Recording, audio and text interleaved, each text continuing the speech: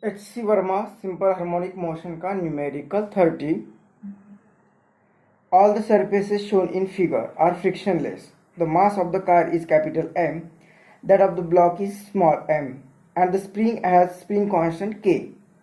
Initially the car and block are at rest and the spring is stretched through length x naught. When the system is released, तो A और B part करने हैं, तो A part find the amplitude of the simple harmonic motion of the block and of the car as seen from the road. तो इस तरह से system दी हुई कि एक कार दी हुई है जिसका मास कैपिटल M और उस पर एक ब्लॉक रखा हुआ है और all the surface are frictionless, मतलब यहाँ पे कोई फ्रिक्शन नहीं हो रहा है. इनिशियली वो रेस्ट में है और इन दोनों को कनेक्ट किया है इस स्प्रिंग ने जिसका स्प्रिंग कांस्टेंट K होगा.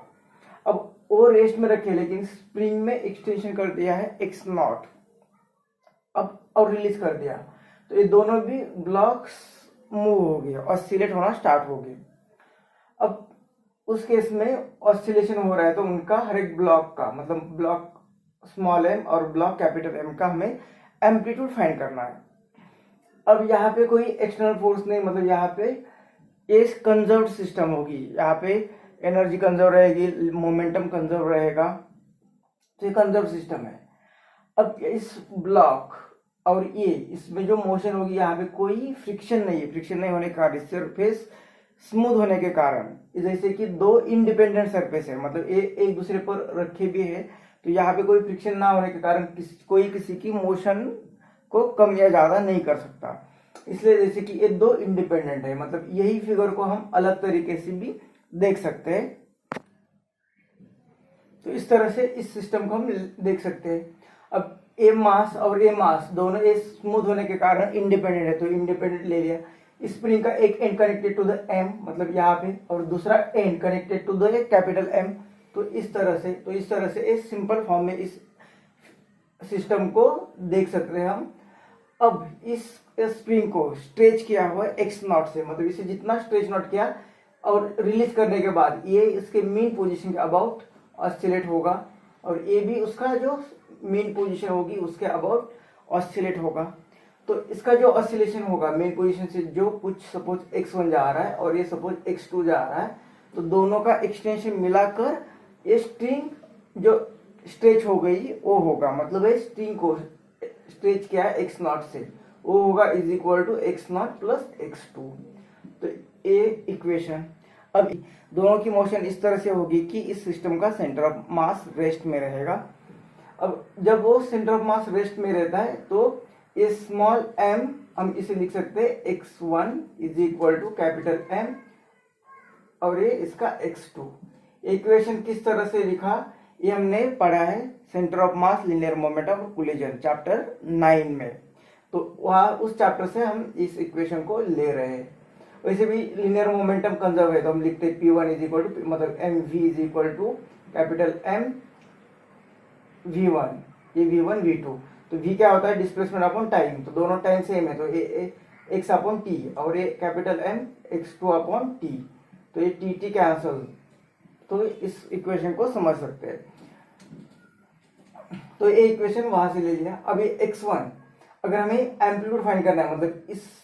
ये बॉडी जो ऑसिलेट हो रही है इसका एम्पलीट्यूड अगर x1 है और इसका एम्पलीट्यूड x2 है, मतलब अगर हमें x1 फाइंड करना, जैसे कि यहाँ पे x1 इस इक्वेशन से आएगा m अपॉन, इस m को इस साइड में भेज देंगे तो ये x1 की वैल्यू मिल गई. ये x1 की वैल्यू इस इक्वेशन में पुट करेंगे तो ये इक्वेशन बनेगा x naught is equal to x1 की जगह पे लिखेंगे ये वैल्यू उसकी जो हमें इक्वेशन 2 से मिल गई है, प्लस ए x2, मतलब x naught is equal to x2 common ले लिया, तो ये capital M small m plus 1 और ये x2. तो x2 चाहिए था हमें,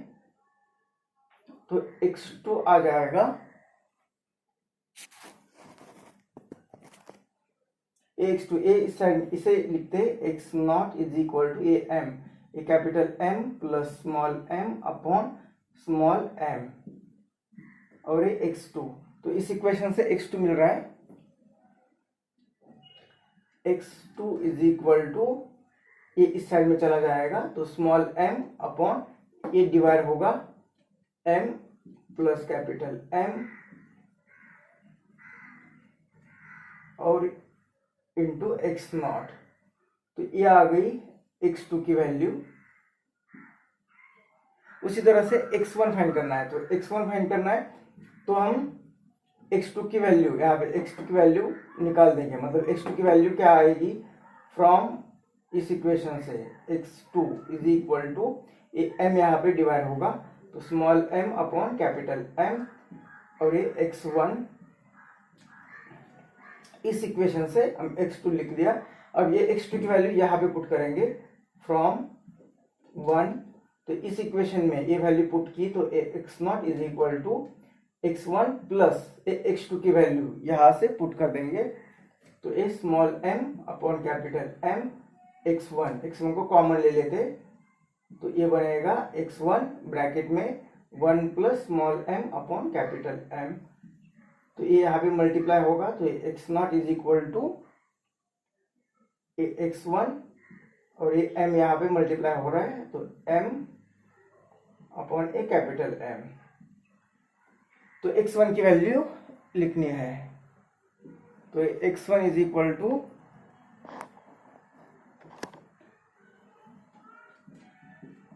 ये यहाँ पे मल्टीप्लाई होगा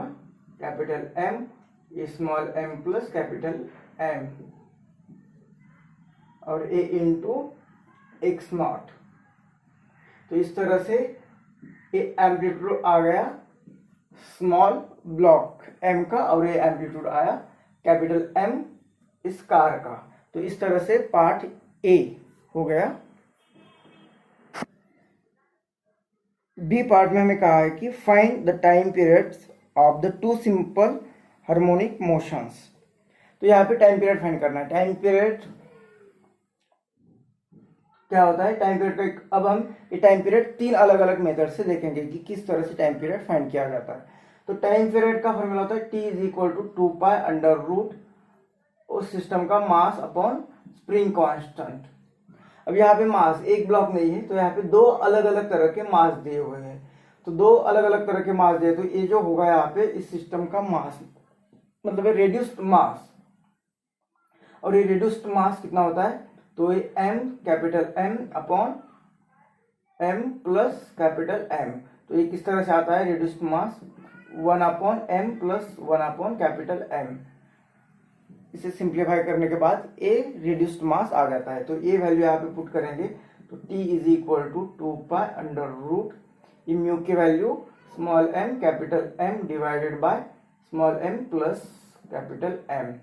और इनटू k। तो ये आएगा टाइम पीरियड, एक मेथड फर्स्ट से।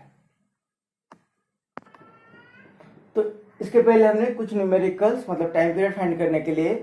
Time period is equal to 2 pi under root x upon a. तो ये एक्स अपॉन ए की वैल्यू फाइंड करते हैं, या हम t is equal to 2 pi upon omega. ये एक ही मेथड होगी कि जिसमें हम driving force is equal to something और ये ड्राइविंग फोर्स का एम ए और यहाँ पे कुछ टर्म इंटू एक्स आती है, तो ये एक्स अपॉन ए को हम यहाँ पे जो आएगा राइट साइड में वो रखकर टाइम पीरियड फाइंड करते हैं। या दूसरा ये ए की वैल्यू है, एम को यहाँ पे लेके एक कांस्टेंट मतलब ओमेगा स्क्वायर, तो ओमेगा से इस इक्वेशन को लेकर हम टाइम पीरियड फाइंड करते हैं। तो इस मेथड से हमें टाइम पीरियड फाइंड करना है। अब इस क्वेश्चन में दिया हुआ है कि इस ये जो स्प्रिंग होगी इसे स्ट्रेच किया है एक्स नॉट से, मतलब एक्स नॉट से इलोंगेट होगी, तो उसमें रिस्टोरिंग फोर्स प्रोड्यूस होगा और वो रिस्टोरिंग फोर्स से यहाँ पे उसके रिलीज करने के बाद ये दोनों ब्लॉक ऑसिलेट होना स्टार्ट हुआ है, मतलब वो फोर्स यहाँ पे ड्राइविंग फोर्स होगा। तो यहाँ पे driving force F is equal to जो होगा वो माइनस के और ये एक्स नॉट होगा, ये होगा ड्राइविंग फोर्स। अब ये फोर्स के कारण ये दोनों बॉडीज यहाँ पे मोशन में आ गए, ऑसिलेट होने लगी है, मतलब वो एक्सेलरेट हो रही है क्योंकि हर जगह पे उसकी वेलोसिटी अलग अलग है, तो ये एक्सेलरेट हो रही है। तो जैसे कि ये ब्लॉक M होगा तो उस पर जो फोर्स एक्ट हो रहा है, तो इसका मास इंटू इसका एक्सेलरेशन, मतलब F को हम लिख सकते हैं स्मॉल लिया तो इसका acceleration let's say A1 is equal to यहाँ पे के एक्स नॉट। अब आप यहाँ पे capital M into A2 is equal to K x naught, इस तरह से भी इसे सॉल्व कर सकते हो। तो आप में दोनों में से एक जो मास लिया उसका एक्सेलरेशन यहाँ पे लेना पड़ेगा। अब ये एक्सेलरेशन क्या होता है सिंपल हार्मोनिक मोशन में? एक्सेलरेशन होता है a is equal to omega square x, मतलब यहाँ पे माइनस भी ले लेते तो ये माइनस ये आएगा, तो ये एम ए वन मतलब क्या ओमेगा स्क्वायर और ये एक्स वन इसका एम्पलीट्यूड, ये माइनस और ये माइनस के एक्स नॉट, तो ये माइनस माइनस वैसे भी यहाँ पे कट हो रहा है। अब ये एक्स नॉट एक्स वन क्या है? तो हमने इस पार्ट में ए पार्ट में हमने देखा है कि एक्स वन क्या है, क्योंकि क्वेश्चन में जो दिया हुआ है स्प्रिंग कितनी स्ट्रेच हो रही है वो दिया है, एक्स नॉट दिया हुआ है। एक्स वन तो हम मान रहे हैं कि ए जो डिस्प्लेसमेंट होगा और इसका जो डिस्प्लेसमेंट होगा दोनों की एडिशन एक्स नॉट होगी, तो एक्स वन हमने ऐसे ही रैंडम नंबर ले लिया है, एक्स वन रैंडम नंबर लिया, एक्स टू रैंडम नंबर ले लिया है, तो हमें जो नॉन टर्म्स होती है उसके फॉर्म में आंसर देना है। तो एक्स वन को हम इस फॉर्म में लिखेंगे, तो एम दिया हुआ है, ये स्मॉल एम भी दिया हुआ है और एक्स नॉट भी क्वेश्चन में दिया हुआ है, तो इस एक्स वन को हम लिखेंगे but X one is equal to capital M small M plus capital M और यहाँ पे एक्स नॉट, तो ये वैल्यू यहाँ पे पुट कर देते हैं, तो ये m omega square x one की जगह पे a value capital M small M plus capital M x naught is equal to a value के एक्स नॉट। अब यहाँ पे ए एक्स नॉट गया और ये ओमेगा स्क्वायर मतलब हम T is equal to 2 pi upon omega यहाँ से टाइम पीरियड फाइंड कर सकते हैं, तो ओमेगा की वैल्यू मिल जाएगी, तो इसके लिए यहाँ पे सबको इस साइड में भेज देना पड़ेगा, तो omega square is equal to ये यहाँ पे के होगा और ये टर्म यहाँ पे मल्टीप्लाई होगी, मतलब ये small M plus capital M और ये स्मॉल एम और ये कैपिटल एम यहाँ पे डिवाइड हो गए और यहाँ पे के होगा, तो के, तो ओमेगा इज इक्वल टू हमें क्या मिलेगा अंडर रूट में ये terms small M plus capital M upon m capital M into k, तो हमें यहाँ से time period is equal to 2 pi upon omega, मतलब T is equal to 2 pi upon this, मतलब उल्टा करके वो इसका इनवर्स होगा इंटू, तो इंटू में क्या आएगा यहाँ पे एक के 1/k बनेगा और ये ऊपर चला जाएगा, तो ये small M capital M divided by small M plus capital M और एक के, तो इस तरह से एक टाइम पीरियड हमें मिल रहा है जो कि पहले मेथड से भी मिला था, ये मेथड 2 होगी। अब ए स्मॉल एम कैपिटल A1 इसी तरह से हम यहाँ पे कैपिटल एम और A2 लेकर यहाँ पे आएगा ओमेगा स्क्वायर x2 और x2 के लिए ए वैल्यू पुट करेंगे, तो सेम यहाँ पे हमें ये आंसर मिलने वाला है, तो ये थी मेथड 2। अब मेथड 3, अब मेथड 3 ये क्या होगी एनर्जी मेथड, तो एनर्जी मेथड में जैसे कि ये जो इसे स्ट्रेच किया हुआ है तो ये दोनों ऑसिलेट हो रहे हैं, तो इनके यहाँ पे काइनेटिक एनर्जी भी है, यहाँ पे इलास्टिक पोटेंशियल एनर्जी भी है, और वो एनर्जी सिंपल हार्मोनिक मोशन में एनर्जी हर जगह पे कांस्टेंट टोटल एनर्जी कांस्टेंट रहती है, तो इसे लेकर हमें ये एनर्जी मेथड से इस टाइम पीरियड को फाइंड करना है। ये न्यूमेरिकल 25 भी सेम इसी तरह से हमने किया है, लेकिन वो न्यूमेरिकल बहुत सिंपल था, उसमें दोनों ब्लॉक का मास सेम था, इसलिए या दोनों का एम्पलीट्यूड सेम था और दोनों का हर जगह पे फिर वेलोसिटी भी सेम होती थी, इसलिए वो सिंप्लीफाई था। अब यहाँ पे मास अलग है तो दोनों का डिस्प्लेसमेंट दोनों का एम्पलीट्यूड अलग अलग होगा, दोनों की वेलोसिटी भी अलग अलग होगी, तो इस केस में यहाँ पे इस ब्लॉक का एम्पलीट्यूड A1 लिया और उसकी वेलोसिटी उस टाइम पे V1 किसी भी इंस्टेंट पर या किसी भी पोजीशन पर उसकी वेलोसिटी V1 लेते हैं जिस पर जो डिस्प्लेसमेंट होगा उसके लिए, और यहाँ पे उसकी वेलोसिटी V2 लेते हैं। तो अब ये सिस्टम में काइनेटिक एनर्जी है, इलास्टिक पोटेंशियल एनर्जी है, तो और वो किसी भी इंस्टेंट पर कांस्टेंट रहेगी, तो ये energy total energy E is equal to इस ब्लॉक की काइनेटिक एनर्जी मतलब 1/2 ए मास और उसकी वेलोसिटी स्क्वायर प्लस इस ब्लॉक की काइनेटिक एनर्जी मतलब ये 1/2 कैपिटल M और उसकी वेलोसिटी स्क्वायर प्लस ये स्ट्रेच हो गई है, वो कितनी हो गई 1/2 एक्स नॉट स्क्वायर, या इस एक्स नॉट स्क्वायर को हमने डिवाइड किया x1 और x2 के फॉर्म में, तो इसे लिखते हैं x1 प्लस x2 स्क्वायर, ये होगी टोटल एनर्जी। अब हमें V1 और यहाँ पे V1 V2 अलग है, लेकिन दोनों में रिलेशन है, x1 और x2 अलग अलग है, दोनों में रिलेशन है, तो ये रिलेशन क्या देखना पड़ेगा। तो एक पहले हमने कहा कि ये सिस्टम कंजर्व होगी, यहाँ पे कोई एक्सटर्नल फोर्स नहीं है, यहाँ पे एक्सटर्नल फोर्स ना होने के कारण यहाँ इसका सेंटर ऑफ मास भी रेस्ट में रहेगा, और जब सेंटर ऑफ मास रेस्ट में है तो हम लिख सकते हैं कि स्मॉल m और उसका displacement is equal to capital M और उसका डिस्प्लेसमेंट। तो इस इक्वेशन से हमें x1 इज इक्वल टू मिलेगा एक कैपिटल M, स्मॉल m यहाँ पे आ जाएगा और ये x नॉट। तो ये x1 और x2 का रिलेशन मिला। उसी तरह से ये एक्सटर्नल फोर्स अब्सेंट है तो ये सिस्टम कंजर्व्ड है, तो कंजर्व सिस्टम है तो मोमेंटम भी कंजर्व्ड है, P इज कंजर्व्ड। तो लिनियर मोमेंटम अगर कंजर्व्ड है तो यहाँ पे P1, यहाँ पे इस ब्लॉक का मोमेंटम इज इक्वल टू इस ब्लॉक का मोमेंटम, तो ये साइन सिर्फ माइनस होगा, तो ये m हम लिख सकते हैं V1 is equal to capital M V2। तो ये 2 और 3 नंबर के इक्वेशन, ये इक्वेशन और ये इक्वेशन किस तरह से आता है ये हमने chapter 9 centre of mass, linear momentum and collision इस चैप्टर में पढ़ा है। तो यहाँ से हमें V1 इज इक्वल टू मिलेगा ए एम यहाँ पे आ जाएगा और ए V2। तो इस तरह से ये वैल्यूज हम इस इक्वेशन में पुट करेंगे, तो पुटिंग इन 1, तो ये एनर्जी इज इक्वल टू हमें मिल रहा है 1/2 स्मॉल m। अब V1 के जगह पे हम पुट करेंगे ये term capital M upon small m V2, ये V1 के जगह पे, और ये V1 का स्क्वायर है तो इसका भी स्क्वायर करेंगे, प्लस ये term 1/2 capital M V2 square, plus ये 1/2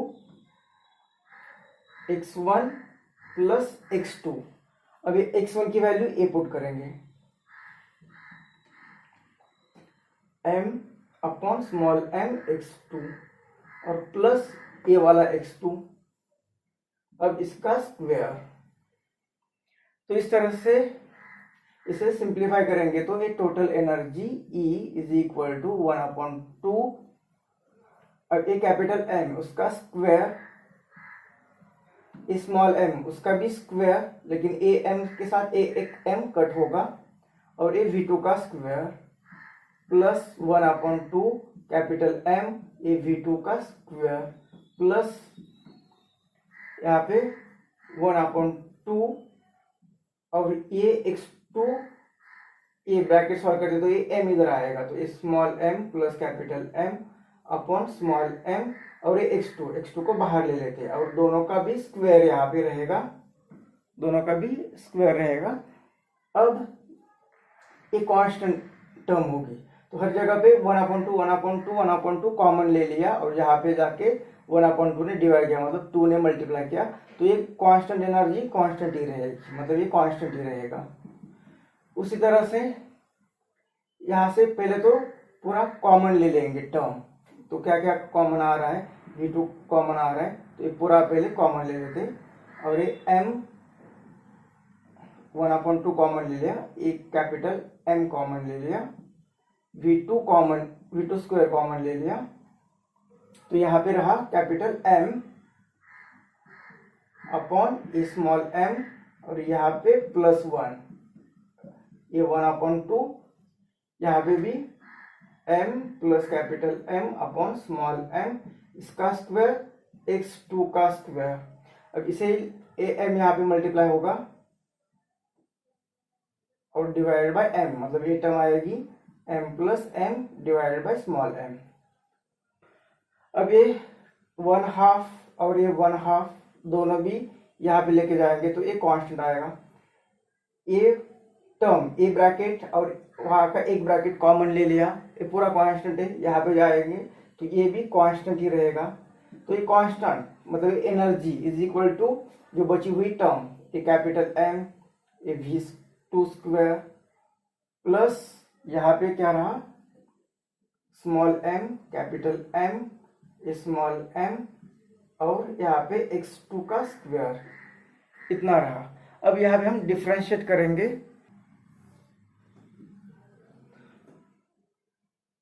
तो डिफरेंशिएटिंग विथ रिस्पेक्ट टू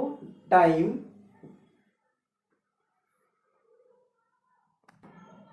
तो इसे डिफरेंशिएट करना है। लेकिन यहाँ पे इलास्टिक पोटेंशियल एनर्जी, यहाँ पे के लिखना बाकी रहा,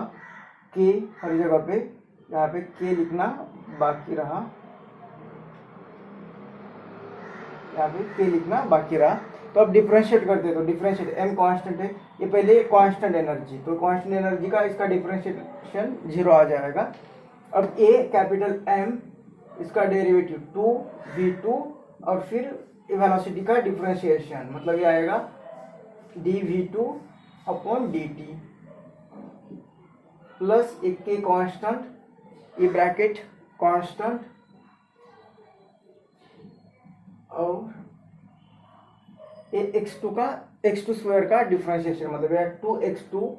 2x2 और फिर x2 का डिफरेंशिएशन dx2 बाई dt, मतलब ये 0 is equal to am 2v2 2mv2, अब ये आएगा एक्सेलरेशन a2 प्लस k, ये टर्म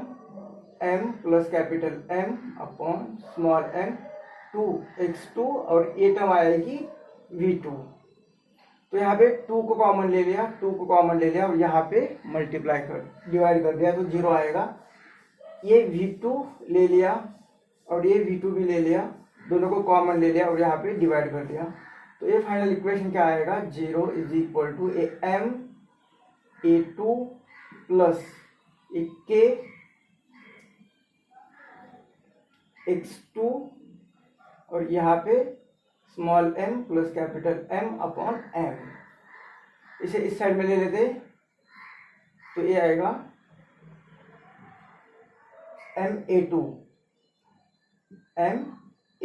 ये minus is equal to k x2 small m plus capital M upon m। इस m को यहाँ पे भेज देते, तो ये डिवाइड होगा, तो ये डिवाइड हुआ, तो यहाँ पे डिवाइड लेते हैं वो a2 और ये माइनस यहाँ पे देते, तो ये x2 और x2 को इस साइड में लेते, तो ये सब कांस्टेंट होगा, ये सब कांस्टेंट है, मतलब a is equal to minus omega square x, इसे कंपेयर करते तो a ओमेगा की वैल्यू मिल जाएगी। तो ओमेगा इज इक्वल टू हमें मिल रहा है यहाँ पे k और a small m plus capital M upon m capital M। तो टाइम पीरियड फाइंड करना है, तो टाइम पीरियड क्या है, t is equal to 2 pi time period, t is equal to 2 pi under root 2 pi upon omega. तो ये time period आएगा t is equal to 2 pi और ओमेगा मतलब ये वैल्यू, तो ये डिवाइड करना है मतलब उल्टा कर इनवर्स करके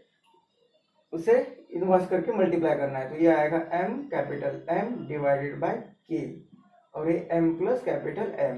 तो ये आएगा टाइम पीरियड। तो इस तरह से तीनों मेथड से हमें टाइम पीरियड मिल रहा है।